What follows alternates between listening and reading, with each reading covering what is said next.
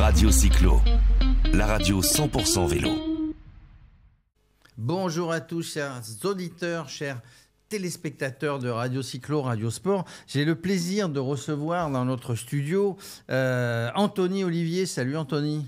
Salut, merci pour l'invitation. Je t'en prie, on va parler vélo, évidemment, on va parler vélo et on va parler de quelque chose qui m'intrigue, tu vas nous en dire plus, qui s'appelle Cycle League. C'est un jeu que tu as créé, parce que tu viens du domaine de l'informatique, c'est un jeu que tu as créé sur le vélo, sur toute une saison. Est-ce que tu peux déjà nous dire pourquoi tu l'as créé ? Alors, je l'ai créé parce que, déjà, avant tout, je voulais y jouer à ce jeu. Je n'avais pas trouvé de jeu qui rassemblait toutes ces notions. Et donc, en fait, j'ai voulu créer un jeu qui permet de choisir. Donc, on choisit ses coureurs. On a un certain budget, on choisit 10 coureurs. Et en fait, on va marquer des points selon le nombre de points que marqueront ces coureurs dans les courses réelles de l'UCI. Donc, chaque équipe aura la somme des points des coureurs. Alors, si je comprends bien, on est sur un jeu qui est gratuit. Oui. On est sur un jeu sur lequel on ne gagne rien. Non, à part la gloire. Par contre, on peut passer énormément de temps. Donc, en gros, toi, tu as paramétré ce jeu sur toutes les équipes qui existent, sur tous les coureurs, sur le classement UCI. Donc, je me connecte, évidemment, on se crée au démarrage.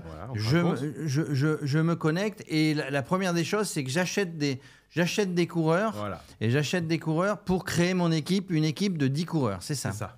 Donc, obligatoirement 10 coureurs. Pour choisir ces 10 coureurs, on a le droit à 100 pièces, mais on n'est pas obligé de les utiliser. Et pourquoi ne pas les utiliser ? Parce qu'il y a des périodes de transfert durant la saison. Il y en a 4. Ça pourra permettre d'affiner son effectif ou de choisir selon les compétitions que vont faire les coureurs. Alors, on est dans un truc virtuel, mais qui est complètement réel, j'ai l'impression, parce que ça va suivre toute la saison UCI. Voilà, c'est le but, c'est que ça colle vraiment au calendrier. Donc, ça a commencé juste avant l'ouverture de la saison, le 13 janvier. Et ça se conclura fin octobre, après le Tour de Lombardie, où là, on aura le réel vainqueur qui a eu la meilleure composition sur ces 10 mois de compétition.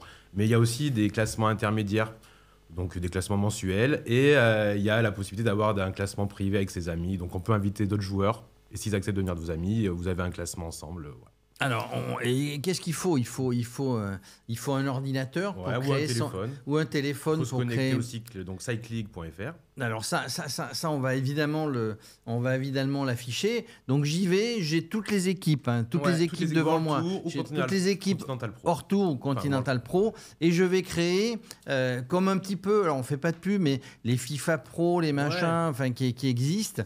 Donc je vais créer mon équipe. On a besoin quand même, on a les classements, on a déjà les points puisque la saison a commencé. Oui, alors bien sûr, j'ai aussi fait en sorte qu'on puisse s'inscrire au cours de la saison, parce qu'il y a certains jeux qui avaient ce principe-là, mais ils étaient fermés dès le début de la saison. Donc moi j'ai voulu faire un concept un peu qui englobait tout, et on pourra, les gens s'ils sont plus passionnés pour le cyclisme, par exemple pour l'occasion du Tour de France, c'est vrai que pour la saison ça sera dur, il leur manquera la moitié de la saison, mais pour le mois de juillet, s'ils choisissent une bonne équipe, pourquoi pas être premier du mois de juillet. Alors du coup, quand on va s'inscrire sur ce jeu, on va s'amuser quand on veut, où on veut, avec n'importe quel support. Ça va nous permettre de suivre la saison si on est passionné de vélo. Ça nous donne de l'info. Sur le site, on a aussi de l'info sur ce qui se passe dans la saison, de l'actualité. Mais je vais aussi pouvoir me challenger en fait avec les potes. Je vais aller dire aux copains, aux copines, allez vous inscrire sur le site, et je vais pouvoir me challenger dans un classement qui va apparaître très régulièrement, mensuel, sur l'année. Je vais pouvoir m'amuser en famille, en bande, en fait. C'est ça. Et on n'est pas obligé d'attendre que tout le monde soit inscrit pour commencer. Parce que des fois, dans certains jeux, c'est le cas. Là, on s'inscrit. Si nos amis nous rejoignent plus tard, pas de problème. On n'aura qu'à les inviter comme amis plus tard, tant sur le site, et on aura notre classement privé avec tous ses amis. Alors ça, c'est quelque chose qui n'existait pas sur le... Qui rassemble tout, non. Il y a des jeux qui couvrent toute la saison, mais qui sont bloqués très tôt dès l'ouverture de la saison. Donc si on l'a loupé, ça peut être problématique. Et après, il y a pas mal de jeux sur les événements. Donc, par exemple, pour le Tour de France, pour les grands événements, où on propose de refaire une équipe spécifique à chaque tour ou à chaque grande épreuve.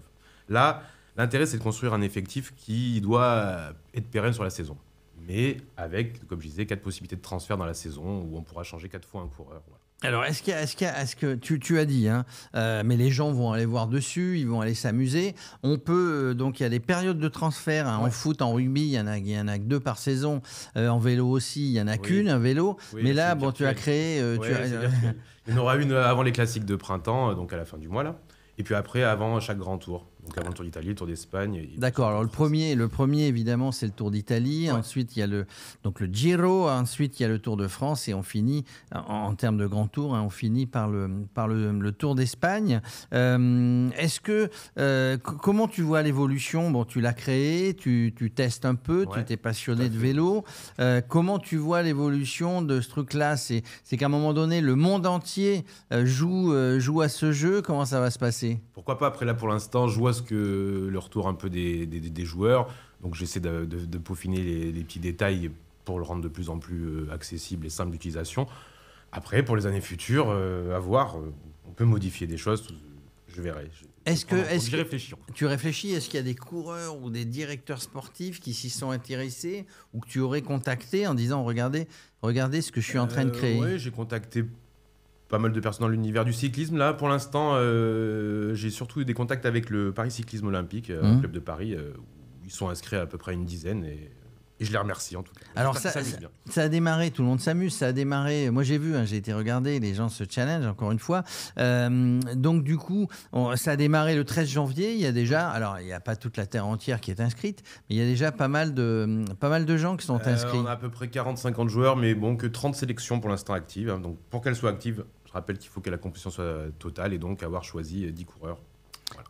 Alors, tu vas chercher toutes ces actualités, tu vas chercher ces points. Là, on parle de quelque chose de technique, puisque tu es dans la partie technique, dans le web, dans le digital. Ça a été compliqué de créer ce jeu, d'avoir des informations automatiques qui alimentaient. Ouais, en fait, j'avais déjà essayé un petit peu l'année dernière, pendant le Tour de France, de tester des divers programmes qui étaient capables de récupérer des données de façon automatisée, parce que je ne le fais pas à la main. Donc, c'est de la programmation. J'ai créé des programmes qui sont capables d'aller récupérer des résultats sur des sites qui autorisent, bien sûr, les programmes à accéder à ces résultats. Et après, d'autres programmes qui permettent de calculer les points, de classer les coureurs. Et est-ce que tu as imaginé, alors pour l'instant tu es un passionné de cyclisme, parce que tu viens d'une terre de vélo, le Massif central qui va être à l'honneur, l'Auvergne, le Massif central qui va être à l'honneur, et pour le Tour de France des hommes et pour le Tour de France des femmes. Est-ce que tu as imaginé pouvoir le faire sur d'autres sports ? Oui, ça peut s'appliquer à des sports individuels pour l'instant. Après, on pourrait imaginer à des sports collectifs, mais alors là, il faudrait peut-être prendre en compte plutôt des performances individuelles de chaque, par exemple, footballeur, rugbyman, mais c'est possible. En tout cas, pour des sports individuels, ça peut être adaptable assez rapidement. Alors, la question qui fâche, ou qui va peut-être fâcher, parce qu'aujourd'hui, il y a le Tour de France masculin, le Tour de France féminin, des compétitions féminines à longueur de temps. Si ça marche bien, tu vas ouvrir ça aux compétitions cyclistes féminines? Oui, c'était prévu. C'est juste que là, il faut d'abord faire le... j'ai fini un petit peu juste là, avant le début de la saison. Pour pouvoir démarrer. Voilà, je voulais absolument démarrer avant le Tour d'Australie. Et c'est envisagé, bien sûr. Je pense que l'année prochaine, les joueurs pourront faire une sélection masculine et une sélection féminine. Donc voilà, l'évolution prévisible, c'est de passer à ces dames, parce que ce sont des plateaux relevés. On a assisté l'an dernier à un très beau Tour de France, à des épreuves à longueur d'année, évidemment, qui sont très passionnantes. Et on se passionnerait tout autant de constituer ces équipes féminines, même si on connaît moins, même si on suit moins, mais ça commence à être très bien diffusé, donc on pourrait le faire. Voilà, moi je voulais te rencontrer parce que ça me paraît intéressant.